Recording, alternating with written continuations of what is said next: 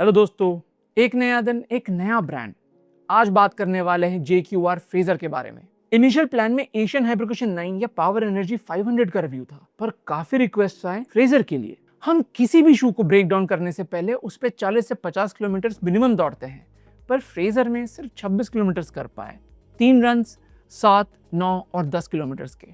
आज अपर, mid soul और outsole के बारे में बात करेंगे और इन्हीं के बीच लाइक्स और डिसलाइक्स भी बताएंगे।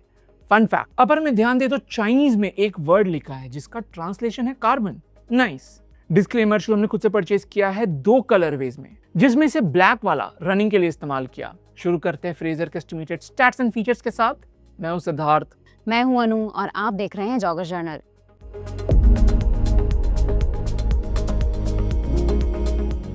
JQR फ्रेजर का एस्टिमेटेड स्टैक हाइट है 34 मिलीमीटर हील पे, 24 मिलीमीटर 4 फुट पे और ड्रॉप है 10 मिलीमीटर। मेन साइज UK 9 में इसका वेट है 237 ग्राम्स और MRP है 1999। JQR फ्रेजर का upper one of the best है इस प्राइस कैटेगरी में। इस्तेमाल हुआ है breathable soft engineered mesh fishnet pattern का, जिसमें भरपूर वेंटिलेशन होल्स हैं। ब्रीदेबिलिटी अमेजिंग है। ऐसे फिशनेट स्टाइल अपर का सबसे बड़ा फायदा होता है कि ये ड्यूरेबल भी रहेगा और परफोरेशंस भी होंगे। अपर रिलेटेड दूसरा फीचर जो प्रेज वर्दी है होगा फिट और लॉकडाउन। पैडिंग सिर्फ हील एरिया में दिया गया है। 4 foot midfoot single layer mesh का है, फिर भी लॉकडाउन बेहतरीन है। ये पैरों को पकड़ के रखता है। फिट भी perfectly true to size. Average width feet के लिए टो बॉक्स स्पेशियस रूमी लगता है।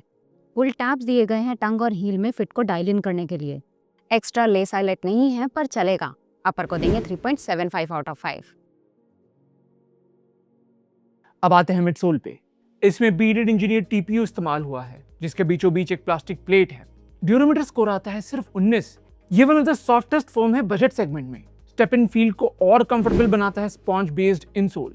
JQR कहता भी है कि इसमें सुपर सॉफ्ट कुशन इनसोल है, लॉन्ग लास्टिंग कंफर्ट देने के लिए। कुछ शूज होते हैं जिनमें प्लेट का पता चलता है, जैसे USPA auto, red tape flow plus और YOHO कैटapult, और कुछ जैसे हाइपर कुशंस जहां प्लेट उतना उभर के नहीं आता।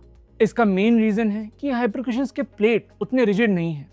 फ्रेजर का प्लेट भी फ्लेक्सिबल है, मिडफुट एरिया में इजीली बेंड होता है। रन एक्सपीरियंस की बात करें तो फ्रेजर सॉफ्टर हाइपर कुशन सा लगता है। इनिशियल रन्स में हमें ये बहुत अच्छा लगा। कुशन, कंफर्टेबल राइड, ब्रीदेबल अपर, एक्स्ट्रा लाइट वेट पैकेज में।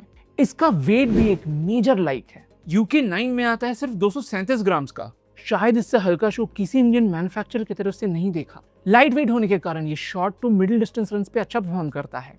स्टैक उतना हाई नहीं है। साइड वॉल्स ऊपर तक दिए गए हैं मिडसोल को स्टेबलाइज करने के लिए। फोम एक्चुअली थोड़ा नीचे आता है। 12 से 15 किलोमीटर डिस्टेंस तक सही रहता, पर हम फ्रेजर को 12 किलोमीटर तक नहीं ले जा पाए क्योंकि इसका सबसे बड़ा वीकनेस है स्टेबिलिटी। इंटरनेशनल ब्रांड्स जब कोई भी शू लॉन्च करते हैं, उनके एथलीट्स और टेस्टर्स उस प्रोडक्ट में हजारों किलोमीटर दौड़ते हैं जिससे स्टेबिलिटी जैसे इश्यूज हटाए जा सके, पर बजट इंडियन शूज में ऐसा नहीं होता। फ्रेजर को पहली बार पहनते ही पता चल रहा था कि ये अंदर की तरफ टिल्ट हो रहा है, जो हील एरिया में ज्यादा प्रोमिनेंट लगता है।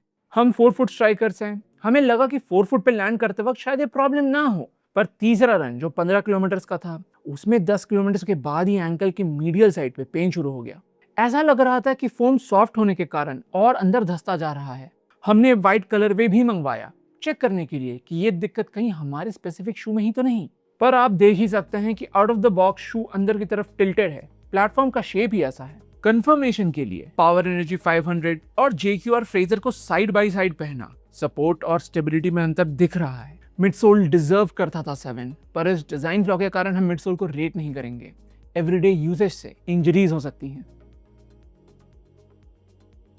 फ्रेजर में इस्तेमाल हुआ है एंटी स्किड आउटसोल का। अपर की तरह आउटसोल भी अच्छा है। कवरेज ऑलमोस्ट फुल दिया गया है। 2 कटआउट्स हैं 4 फुट और मिड फुट पे, जहां से प्लेट दिखता है। 30 किलोमीटर के बाद भी आउटसोल में वेयर ना के बराबर है। इतना कम डिस्टेंस सफिशिएंट नहीं है ड्यूरेबिलिटी जज करने के लिए, लेकिन कुछ TPR आउटसोल्स 20-25 किलोमीटर के बाद ही साइड से घिसने लगते हैं। ग्रिप भी अच्छा पाया रोड और हार्ड ग्राउंड के लिए। आउटसोल को देंगे 3.5 आउट ऑफ 5। अब रिसेंटली मिंत्रा के सेल में फ्रेजर सिर्फ 800 रुपए में मिल रहा था। एक लाइट वेट प्लेटेड शू, चाहे प्लास्टिक ही सही, ETPU फोम, एक्सीलेंट अपर और मॉडरेटली ड्यूरेबल आउटसोल के साथ too good to be true लगता है। अगर स्टेबिलिटी रिलेटेड इश्यूज नहीं होते तो प्राइस टू परफॉर्मेंस रेशियो में ये टॉप ऑफ द टेबल आता। कंपेरेबल शू होगा एशियन हाइपर कुशन। वर्जन 7, 8 और 9 ऑलमोस्ट हर एस्पेक्ट में सिमिलर हैं।